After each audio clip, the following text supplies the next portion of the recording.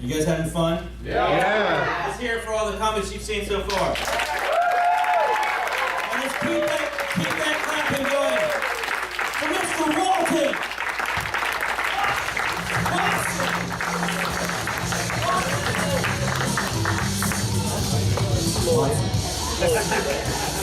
Thank you. But like he didn't tell you guys, my name is Stuart, and I'll tell you guys about myself. I'm a sober man. I'm sober now. I've been sober about 2.5 hours, and I know this for a fact because 2 hours and 45 minutes. I know this for a fact because it wasn't until 2 hours and 45 minutes ago that I was finally able to start my car for the day.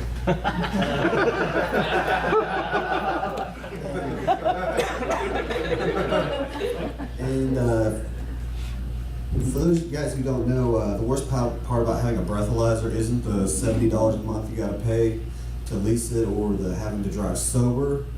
It's if you get drunk after 5 o'clock at night, you can't start your car the next day until like noon. And then I gotta get up and work at 5:30 in the morning, 6 days a week. So I'm so sober, like it's not even funny how sober I'm. Like I can smell these donuts from backstage like 2 sets ago. And yeah, so I can only get drunk 1 day a week. And you know what I call that day? I don't know, I don't have a name for it. But I'd like to tell you guys some stories about that day, but I don't remember anything from that day of the week. I mean, I got a drink for 7 on that day. You know, 7/5. That's like 1 2/5.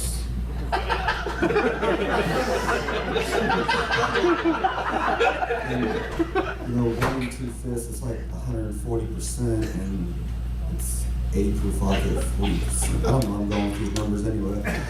But for those of you who didn't know this, in the state of Oklahoma, your second DUI is considered a felony. So I also have a probation officer that I got to report to who makes me take drug tests frequently.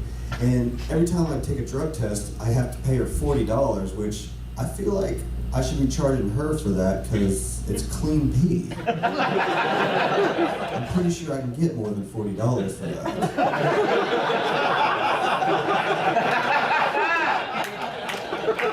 From somebody in this room even. But anyway, so I have a breathalyzer and I got drug tests, which basically means unless I get some LSD or some mushrooms, I'm sober. And I'm from Bartlesville, like Matt, which means that we don't get good drugs like LSD and mushrooms. If we want good drugs in Bartlesville, we have to make them ourselves, which we do. So if anybody wants to give me a box of Sudafed after the show, I'll make it worth your while. But I've lived in Bartlesville for 20 years, and in that 20 years I found LSD twice. The first time was in high school, and I just got 1 hit, and the second time was 2 months ago. And whenever I found it 2 months ago, there was only a limited supply because, you know, small town, so I was only able to buy all 30 hits that he had. And, I mean, it's better than nothing, you know? And I figured 30 hits of acid, that should last me all summer long. Like, I could go to Memorial Day weekend and the fireworks, and I could drive down the Gulf of Mexico and drop acid on the beach. I ran out 2 weeks ago. I didn't stop taking this acid. This is the best acid I've ever found. I mean, I was starting to forget my name. I just didn't. That's what I want to do with my life, just be a guy on acid. I didn't stop taking it. I mean, this acid was so good. Just ask me how good it was, guys. How good was it? It's pretty good. So I like to collect sneakers. I'm a big sneakerhead. You know, I like one of the basic sneakerheads that just has a bunch of Jordans. I mean, I've got Jordans and Adidas, and New Balances, Saucony, Asics, but anyways, since tonight's the graduation night, I wanted to look nice. I really wanted to wear my 25th anniversary Pure Money White Jordan 4s for this set. But instead I have to wear these beaters tonight. The reason I'm not wearing my 25th anniversary, Pure Money White Jordan 4s, because that acid was so good that I thought once it wore off, I would no longer be able to see the highlighter that I was coloring all over my sneakers, legs, and apartment, cat. I mean,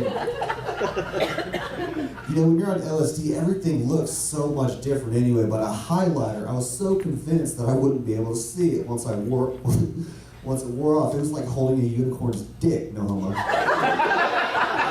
felt like if I just drew a big circle on the wall with that highlighter, I could climb into like a different yellow submarine universe, like that old TV show on Nickelodeon, Shock Zone.